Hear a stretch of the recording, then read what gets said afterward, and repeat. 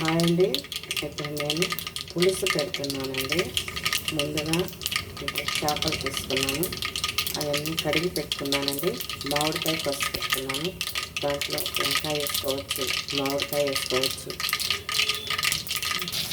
దాన్ని ఆవాలు వేగిపోయినాయి, చిటపటలాడిన తర్వాత ఎర్రగడ్డ కోసుకొని సన్నగా పెరుగు పెట్టుకున్నానండి. అది వేసాను. ఇదండి మామిడికాయ, టమాటో, పచ్చిమిర్చి, ఎర్రగడ్డ తరిగి పెట్టుకున్నానండి.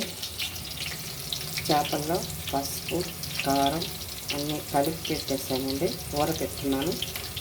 చింతపండు రసం కూడా తీసి పెట్టుకున్నానండి. ఇదండి ఎర్రగడ్డ వేగిపోయింది కదా, కరివేపాకు వేస్తానండి. పట్టలాడుతుంది కదండి. టమాటా ముక్కలు ఇదండి అన్నీ వేసి బాగా ఎర్రగా వచ్చేటట్టు వరకు వేయించాలండి. అంటే దోరగా. చేపల వరకు బొమ్మడాయి పులుసు బాగుంటుందండి.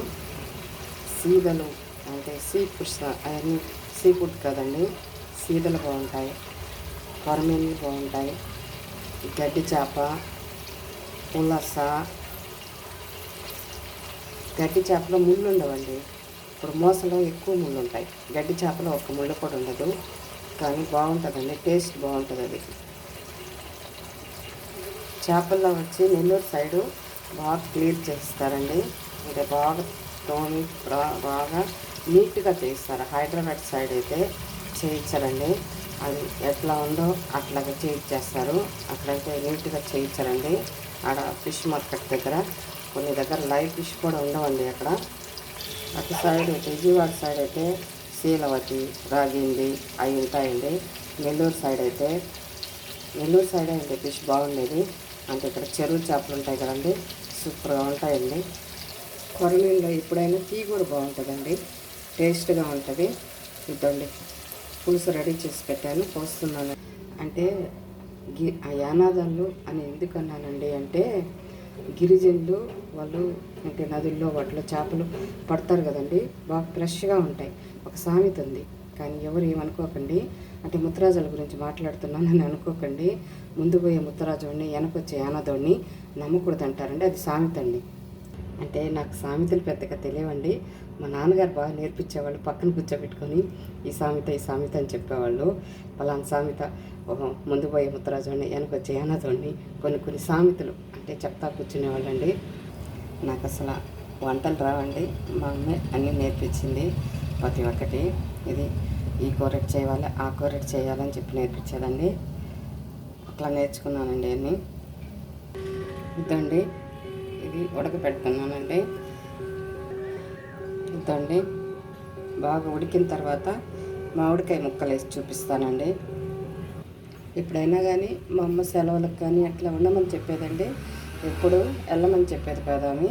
ఎప్పుడు ఉండు వచ్చి ఏమి హాయిగా వేసుకొని ఉండొచ్చు కదా అని చెప్పేదండి. నేను ఉండేదాన్ని కాదండి. మా పిల్లలు స్కూలు అనేసి ఎప్పుడు ఉండలేదండి. ఎప్పుడు ఉండమని చెప్పేదాము. ఎప్పుడు ఉండు అని బతిలాడేదండి ఆమె. అంటే వంటలు కూడా బాగా టేస్ట్గా నేర్పించిందండి నాకు. మా అమ్మ అయితే ఒకటి చెప్పేదండి, తల్లి ఉన్నంత వరకే పుట్టిల్లు అంటారు. అందుకని ఎప్పుడైనా కానీ నేను ఉన్నంత వరకు మీరు వచ్చిపోతుండండి అని చెప్పేదండి. ఇప్పుడైనా వెళ్ళిపోతుంటే కూడా ఉండమే, నేను పొద్దుపోయి కూడా ఇంటికి వెళ్ళిపోయేదాన్ని, కానీ ఉండమని చెప్పేదండి ఆమె. ఎందుకు మేము పొద్దుపోయి కూడా పోతుంటా, వద్దు ఉండు అని చెప్పేది. ఈ ఎండి చేపలు అవి చేస్తున్నప్పుడు వాళ్ళు గుర్తుకొస్తారండి. ఇదండి మామిడి ముక్కలు వేసేస్తాను. మనం ఎప్పుడైనా కానీ చేపల కూర చేసేటప్పుడు ఆయిల్ కొంచెం వేస్తే, కొంచెం ఎక్కువ వేసుకుంటే టేస్ట్ వస్తుందండి. అంటే 3-4 డేస్ కూడా బాగుంటుంది చేపల కర్రీ వరకు. అంటే ముందు పోయి ముత్తరాజుని, వెనక పోయి యానాదుడిని నమ్మకూడదు అని అంటే అర్థం అని అడిగితే, ముందు ముత్తరాజుడు వస్తూ ఉంటాడంట, కానీ పోతూ ఉంటాడంట, తిరిగి చూస్తే అడ్రస్ ఉండంట. వెనకాల కూడా నేను వస్తున్నాను పా అంటాడంట. వెనకాల కూడా యానాదుడిని చూస్తే, అంటే గిరిజనులు అంటారు కదండి, వాళ్ళు కూడా అడ్రస్ ఉంటాడంట. అట్లా సామెత అండి అది. ముందు పోయే ముత్తరాజు వాళ్ళని, వెనకొచ్చే యానాదుడిని. అంటే వీళ్ళని నమ్ముకొని ఏ పనులు చేయకూడదు అని అర్థం అని చెప్పారండి. ఇదండి పులుసు ఉడికిపోతూ ఉంది. అంటే మిగతా వాళ్ళు ఎవరు ఉండేది కదండి, వాళ్ళు మా అమ్మమ్మ వాళ్ళ ఊరికి అట్లా వెళ్ళేది. అట్లా లేనప్పుడు కూర్చోబెట్టి చెప్తా ఉండేవాడండి. ఇదండి చేపల పులుసు రెడీ అయిపోయిందండి. దీంట్లోకి పొడి వేసి దించేస్తానండి. కొత్తిమీర కూడా వేస్తానండి. సూపర్ టేస్ట్ వస్తుందండి ఈ కర్రీ. అంటే చేపల కూర ఈరోజు చేస్తే రేపటికి బాగుంటుందండి. ఎప్పుడైనా కానీ ఆ రోజు ఎప్పుడు బాగుండదండి. ఈరోజు చేసుకొని తెల్లారి తింటారండి చేపల కూర. చేపల పులుసులో ఎప్పుడైనా కానీ ముక్కలు వేడి మీద తీయకూడదండి.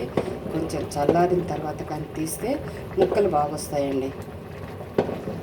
సమ్మర్లో ఎండలు ఎక్కువ అయిపోయినాయండి. చేపలు కారిపోతున్నాయి. వంటల దగ్గరికి రావాలంటేనే ఇదిగా ఉందండి. ఇదండి పులుసు చిక్కబడిపోయిందండి. కొత్తిమీర కొత్తిమీర అయితే మంచి వాసన వస్తుందండి. హైబ్రిడ్ కన్నా నాటుది బాగుంటుందండి. కొత్తిమీర టేస్ట్ కూడా ఉంటుంది. దించేస్తానండి. ఇంకా చేపల కూర ఉడికింది అంటే ఇదండి ఆయిల్ అట్లా పైకి వచ్చేస్తుందండి. ఆయిల్ ఎప్పుడైతే పైకి వస్తుందో అప్పుడు చేపల కూర ఉడికిపోయినట్టండి. నచ్చితే లైక్ చేయండి, షేర్ చేయండి.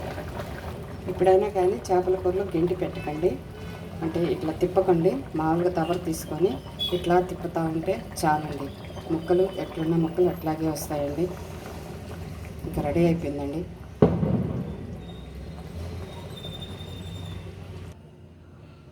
ఇదండి ఫిష్ కర్రీ రెడీ అయిపోయిందండి. నచ్చితే లైక్ చేయండి, షేర్ చేయండి.